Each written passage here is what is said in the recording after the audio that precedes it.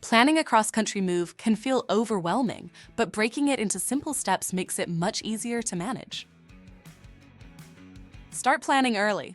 Cross-country moves take more time, so book movers or a rental truck well in advance. Create a moving timeline and checklist to stay organized and avoid last-minute stress. Declutter before you pack. The fewer items you move, the lower your costs will be. Donate, sell, or discard anything you no longer need. Packing carefully is especially important for long-distance moves. Use sturdy boxes, wrap fragile items well, and label everything clearly. Keep essentials like documents, medications, and valuables with you instead of on the moving truck. Stay in touch with your movers throughout the process. Confirm pickup and delivery dates and understand the timeline for arrival. Keep copies of your moving contract and inventory list. Plan for travel separately. Decide whether you will drive or fly and prepare for pets, children, and overnight stops if needed.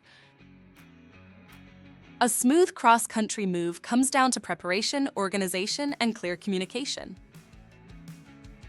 Want more expert tips and free moving quotes?